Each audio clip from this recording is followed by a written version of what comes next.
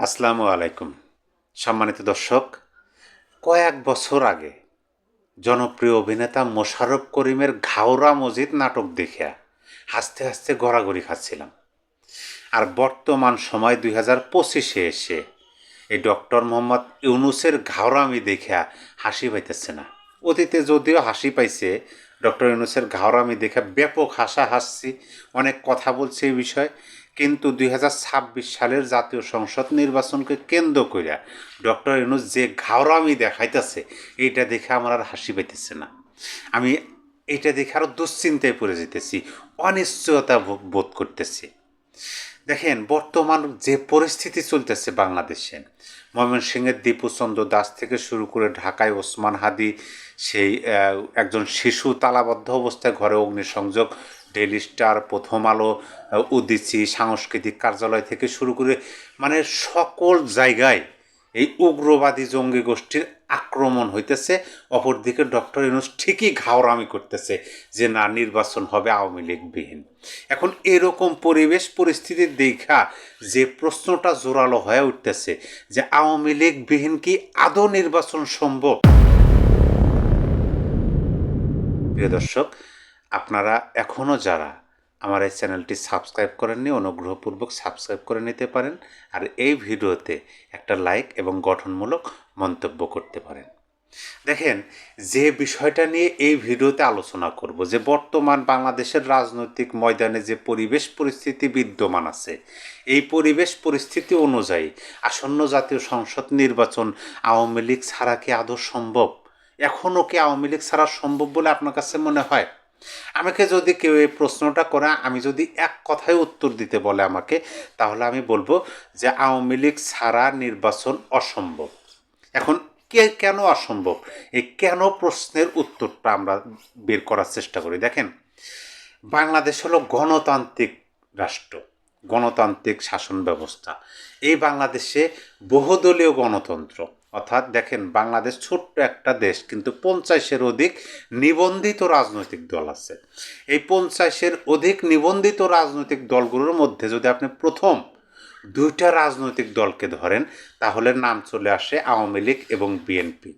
তারপরে যদি রাজনৈতিক দলগুলোর নাম ধরেন, জাতীয় পার্টি, জামাত ইসলাম, এরকম কিছু রাজনৈতিক দলের নাম আসে। কিন্তু প্রথম দুইটা রাজনৈতিক দল, যাদের বাংলাদেশের প্রতিটা জায়গাতে, বাংলাদেশের আনাচে কানাচে, বাংলাদেশের প্রতিটা গ্রাম মহল্লায় এই দুইটা দলের কমিটি আছে, এই দুইটা দলের লোকবল আছে, নেতা কর্মী এবং সমর্থক আছে। এখন এই যে দুইটা দল বাংলাদেশের রাজনীতির ভারসাম্য রক্ষা করে, যদিও আমরা দেখতেছি যে মানে অতীত থেকে দেখতেছি যে দুইটা দলের মধ্যেই কামড়াকামড়ি অবস্থা, কাঠে কুড়ালি অবস্থা। একটা দল আর একটা দলকে কোনোভাবেই দেখতে পারে না, সহ্য করতে পারে না। একটা দল ক্ষমতায় গেলে আর একটা দলকে কোণঠাসা করে, তাদেরকে দাবিয়ে রাখার চেষ্টা করে। এটা নতুন কিছু না, এটা চলে আসতেছে 53 বছর ধরে। কিন্তু এই দুইটা দল যখন বাংলাদেশের রাজনৈতিক ময়দানে থাকে, তখন একটা রাজনৈতিক ভারসাম্য সৃষ্টি হয়।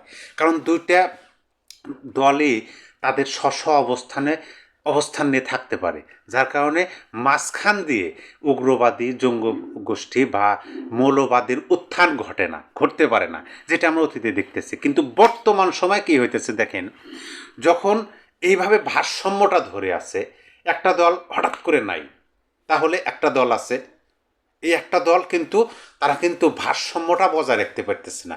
আর যখন দুইটা দলের অবস্থান এভাবে হবে, তখন কিন্তু ভারসাম্য বজায় রাখবে। যেহেতু বর্তমানে একটা দল নাই, একটা দল আছে, তার মানে এই সাইডে যে গ্যাপ, এই গ্যাপটা পূর্ণ হবে, অবশ্যই পূর্ণতা পাবে। কী দ্বারা পূর্ণতা পাবে? দেখেন, বর্তমান সময়ের দিকে একটু তাকান। এই যে আওয়ামী লীগবিহীন বাংলাদেশে একটা শূন্যতা তৈরি হয়েছে, এই শূন্যতার পরিপ্রেক্ষিতে বাংলাদেশের রাজনীতি একটা অপশক্তির উত্থান ঘটছে। অপশক্তি কি? যারা মুক্তিযুদ্ধ চায়নি, বঙ্গবন্ধু চায়নি, যারা স্বাধীনতা সংবিধান চায়নি, যারা পাকিস্তানি স্বাচ্ছন্দ্য বোধ করছে, এরকম একটা মতাদর্শের গোষ্ঠী সেই শূন্যস্থান পূরণ করছে। এখন এইটার কার্যকলাপ দেখে, মানে এদের মনের মধ্যে যেটা তারা পোষণ করে, যদিও তারা মাথায় বাংলাদেশের স্বাধীনতার পতাকা বাঁধে, বাংলাদেশের জাতীয় সঙ্গীত অনেক সময় তারা গায়ে আমি বলবো না, মন থেকে তারা ব্যবহার করে। যেমন জুলাই আগস্ট আন্দোলনে বঙ্গবন্ধুর ছবি ব্যবহার করছে, জাতীয় সঙ্গীত ব্যবহার করছে, দেশাত্মবোধক গান ব্যবহার করছে, জাতীয় পতাকা মাথায় বাজছে, কিন্তু 5ই আগস্টের পরে তাদের কর্মকাণ্ড দেখেন, তাদের মনের মধ্যে যেটা সেটার বহিঃপ্রকাশ ঘটতেছে। আমি রাজশাহী বিশ্ববিদ্যালয়ের রাকসুর একজন নেতার বক্তব্য শুনলাম। তিনি ওই রাজশাহী বিশ্ববিদ্যালয়ের শিক্ষকদের হুমকি দিচ্ছেন যে 2 ঘন্টার মধ্যে 3 ঘন্টার মধ্যে যদি তারা স্ব-ইচ্ছায় পদত্যাগ না করে, তাদেরকে নাকি তারা কলার ধরে টেনে নামাবে। এরকম হুমকি দিচ্ছে কারা? রাকসুর নেতা। যেমন ঢাকা বিশ্ববিদ্যালয়ের ডাকসু, রাজশাহী বিশ্ববিদ্যালয়ের রাকসু। আর ওই রাকসুর নেতাকে জামাত ইসলামের ছাত্র সংগঠন ছাত্র শিবিরের একজন নেতা। আমরা তো জানি ডাকসু, রাকসু, চাকসু, জাকসু সব জায়গাতেই শিবিরের জয় জয়কার হয়েছে। মানে এই যে উত্থান ঘটছে, এটা কি সম্ভব স্বাধীন বাংলাদেশে?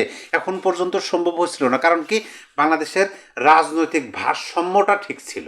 আর এখন একটা দলকে মানে নিষিদ্ধ ঘোষণা করে, মানে নোটিফিকেশনের মাধ্যমে, অধ্যাদেশের মাধ্যমে আওয়ামী লীগকে নাই করে দিচ্ছে।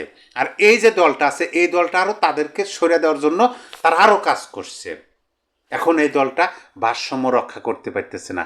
এই যে বিএনপি নামক রাজনৈতিক দলটা, এই দলের মহাসচিব জনাব মির্জা ফখরুল ইসলাম আলমগীর, এমনকি এই দলের ভারপ্রাপ্ত চেয়ারম্যান জনাব তারেক রহমান, তিনিও কিন্তু এই কথাটা বলতে বাধ্য হয়েছেন যে বাংলাদেশের বর্তমান পরিস্থিতি খুবই খারাপ, সকল গণতান্ত্রিক শক্তিকে একসাথে হতে হবে, একসাথে হয়ে এই অপশক্তির হাত থেকে বাংলাদেশকে বাঁচাতে হবে। এই কথা এখন কারা বলতেছে? বিএনপি বলতেছে। জনাব তারেক রহমান বলা মানে বিএনপি বলা, জনাব মির্জা ফখরুল ইসলাম আলমগীর বলা মানে বিএনপি বলা, মির্জা আব্বাস বলা মানে বিএনপি বলা। এইগুলা হচ্ছে রাজনৈতিকভাবে বক্তব্য। আপনি খেয়াল করুন, এই যে ডেইলি স্টারের প্রধান কার্যালয়ে অগ্নিসংযোগ করা হলো, প্রথম আলো অগ্নিসংযোগ করা হলো, দেখেন ডেইলি স্টারের ঘটনা দেখেন, শুধু ওই কার্যালয় বা ওই পত্রিকাতে ঘৃণা করা না, ওই পত্রিকার যারা সাংবাদিক আছে, যারা ফ্লোরে অবস্থান করতে, তাদেরকেও বাইরে বের হইতে দেয় নাই, তালাবদ্ধ করছে। তার মানে কি, এটা তাদের প্রাণ কেড়ে নেওয়ার জন্য এই ব্যবস্থা করছে। যাদের পছন্দ না সেই প্রতিষ্ঠানে শুধু নয়, ওই প্রতিষ্ঠানের কর্মচারীদের উপর হামলা করতেছে। আপনি দেখেন ময়মনসিংহের দীপচন্দ্র দাস নির্মম নিষ্ঠুরভাবে, সেইটা ভাষায় প্রকাশ করার মতো না। ওসমান হাদিকে কারা, ওসমান হাদি ঘটনায় জড়িত কারা? ওসমান হাদির সাথে ওঠা বসা করছে, এবং সেই ওসমান হাদিকে যিনি শ্যুট করছেন, যার নাম এখানে মানে সিসিটিভি ফুটেজ দেখে যাকে শনাক্ত বা যাকে অভিযুক্ত করা হইতেছে, এবং আমরা যাকে দেখলাম গুলি করতে, তিনি 2024 সালের 5ই আগস্টের পরবর্তী সময় দুইবার অস্ত্রসহ আইন শৃঙ্খলা বাহিনী পুলিশের হাতে গ্রেপ্তার হয়। তাকে জামিন করাইলো কে? জামিন দিল কে? তাকে জামিন করাইছে জামাতে ইসলামের নেতা শিশির মনির, অ্যাডভোকেট শিশির মনির। দেখেন ঘটনাগুলো কিভাবে ঘটতেছে। অপরদিকে শিশু, ছোট্ট নবজাতক শিশু, তাকে ঘরের মধ্যে থেকে তালা দিয়ে অগ্নিসংযোগ ঘটাইতেছে। নুরুল কবির সর্বজন সম্মানিত ব্যক্তি, তিনি এখন বলতে বাধ্য হয়েছেন বা স্পষ্ট ভাষায় বলছেন যে বর্তমান সরকারের কিছু অথবা পুরো সরকারই এই বিষয়গুলোতে মদতপোষ্ট দিচ্ছে, সম্মতি পোষণ করছে। এখন প্রকাশ্যে বলতেছে জামাতে ইসলাম তারা যে একটা কি বলে যে বিশ্বাসঘাতকের দল, মুনাফিকির দল, এইটা প্রকাশ্যে বলতেছে জনাব নুরুল কবির। এখন এই যে মৌলবাদের উত্থান, এটা কিন্তু এখন প্রকাশ, এখন সবাই বলতেছে। আমরা হয়তো বা 5ই আগস্টের পরপর থেকে এই কথাগুলো বলতেছি, এখন সবাই বলতেছে। প্রথম আলো, ডেইলি স্টার, ওসমান হাদি, দীপচন্দ্র দাস, এই ঘটনাগুলো ঘটার পরে তারপরে চট্টগ্রাম, খুলনা, ভারতের হাইকমিশনার ঘেরাও, হামলা, এই ঘটনাগুলো ঘটার পরে এখন সবাই প্রকাশ্যে বলতেছে যে বাংলাদেশে 2024 সালের 5ই আগস্ট পরবর্তী সময় এই যে একটা রাজনৈতিক শূন্যতা তৈরি হয়েছে, এই রাজনৈতিক শূন্যতার পরিপ্রেক্ষিতে একটা মৌলবাদী, উগ্রপন্থী, জঙ্গিবাদের উত্থান ঘটছে বাংলাদেশে। আর এইটার হাত থেকে দেশকে বাঁচাতে হলে সকল গণতান্ত্রিক শক্তিকে একজোট হতে হবে, এক জায়গায় হতে হবে। এখন আমার প্রশ্ন হলো যে এরকম ঘটলো কেন? ওই যে আমি প্রথমে যেটা বললাম, ভারসাম্য হারিয়ে ফেলছে। এটা কি ডক্টর ইউনূসের ঘাওরামির কারণে। ডক্টর ইউনূস এখন পর্যন্ত আমরা তার তার দিকে সরাসরি প্রশ্ন বা সন্দেহ দৃষ্টিটা তার দিকে আমরা দিতে চাই না। আমরা এখনও তাকে বিশ্বাস করতে চাই, কিন্তু জনাব নুরুল কবির সাহেব যে কথাটা বলছেন যে যদি এই ঘটনাগুলো সঠিক বিচার না হয়, এই ঘটনাগুলো শুধু ওই লোক দেখানো কয়েকজনকে অ্যারেস্ট না, রাঘব বল যারা পিছন থেকে কলকাঠি নাড়ছে, যারা মদত দিছে, আমরা তো দেখছি ডাকসুর একজন নেতা প্রকাশ্যে এই প্রথম আলো ডেইলি স্টার সংবাদ মাধ্যমকে নিষিদ্ধের ঘোষণা পর্যন্ত করছে। যদি রাঘব বলদেরকে আইনের আওতায় না নিয়ে আসে, তাহলে কিন্তু এটা প্রকাশ্যে প্রমাণ হয়ে যাবে ডক্টর ইউনূসও এটার মানে এইটাই চায়। তাহলে কি এই ডক্টর ইউনূসের ঘাওরামির কারণে বাংলাদেশে কিন্তু আজকে এই যে শূন্যস্থান পূরণ হলো মৌলবাদীদের দিয়ে, উগ্রপন্থীদের দিয়ে। এটা শুধু দেশের মধ্যেই না, এটা দেশের বাইরেও আমাদের বাংলাদেশের ভাবমূর্তি যে কতভাবে বিনষ্ট করতেছে সেটা নতুনভাবে বলার কিছু নাই। এখন আসেন, এই যে আওয়ামী লীগবিহীন নির্বাচন এইভাবে যদি চলতে থাকে, এই মৌলবাদী গোষ্ঠী তারা তো নির্বাচন চায় না। আর আওয়ামী লীগের দেখেন অনেকেই বলার চেষ্টা করতেছে যে আওয়ামী লীগ এবং এই জামাত ইসলামের যে বক্তব্য বা কাজ সেটা মিলে যাচ্ছে। জামাত ইসলামও নির্বাচন পেছাতে চায়, আওয়ামী লীগ নির্বাচন না। এখানেও অনেক দূরত্ব আছে, অনেক ফারাক আছে। এই বিষয়টা আমাদেরকে বুঝতে হবে। ফারাক কী আছে? আওয়ামী লীগের চাওয়াটা কি? আওয়ামী লীগের চাওয়াটা হলো যে তারা বাংলাদেশের রাজনীতি করতে চায়, কিন্তু এই সরকারকে চলে যেতে হবে। এই সরকার মৌলবাদীকে, এই সরকার আশ্রয় দিচ্ছে, নীরব সমর্থন জানাইতেছে। এই সরকার যাতে হবে নিরপেক্ষ একটা সরকার আসবে, সেই সরকারের অধীনে আওয়ামী লীগ নির্বাচন করবে, এটা আওয়ামী লীগের চাওয়া। আর মৌলবাদী গোষ্ঠী চাচ্ছে এই সরকারি ক্ষমতায় থাকুক কিন্তু নির্বাচনটা না হোক। দেখেন পার্থক্য কিন্তু বিদ্যমান, এখানে গুলিয়ে ফেলা চলবে না। এখন আমি যেটা বলতে চেষ্টা করতেছি সেটা হলো যে বাংলাদেশের রাজনীতিতে ভারসাম্য আনতে হবে যেভাবেই হোক। সরকারের পক্ষ থেকে এই ঘাওরামি বোধহয় শেষ হবে বলে আমার কাছে মনে হয় না, কিন্তু বাংলাদেশের গণতান্ত্রিক শক্তি হিসেবে যারা নিজেদেরকে পরিচয় দেয়, যারা নিজেদেরকে গণতান্ত্রিক শক্তি হিসেবে প্রমাণ করতে চায়, তাদেরকে প্রমাণ করার সময় এসছে যে বাংলাদেশের রাজনৈতিক ভারসাম্য আনতে হবে। আর ভারসাম্য আনতে হলে এই দুইটা দল, আওয়ামী লীগ এবং বিএনপি, এই দুইটা দলকে বাংলাদেশের রাজনীতির ময়দানে সক্রিয় থাকতে হবে স্বাচ্ছন্দ্যের সাথে। তাহলে ভারসাম্য সৃষ্টি হবে, অপশক্তি তারা একাই ঝরে পড়ে যাবে, অন্যথায় সম্ভব না। আওয়ামী লীগবিহীন নির্বাচন করবেন সম্ভব না। আওয়ামী লীগ যদি হাত পা গুটিয়ে বসেও থাকে তাহলে তো নির্বাচন সম্ভব না। একা মানে যত বড় শক্তি হোক না কেন, একটা রাজনৈতিক দল ভারসাম্য বজায় রাখতে পারবে না, কারণ এটা গণতান্ত্রিক রাষ্ট্র। এই দেশের মানুষ গণতান্ত্রিক মনোবাসনা, চিন্তা ভাবনা পোষণ করে। আর আওয়ামী লীগের জনপ্রিয়তা এটা তো আমরা দেখতেছি 5 আগস্টের পরে এখন পর্যন্ত যেভাবে বৃদ্ধি পাইছে, বিশেষ করে আওয়ামী সভানেত্রী শেখ হাসিনার জনপ্রিয়তা একটা সিগনিফিক্যান্ট পর্যায়ে পৌঁছে গেছে।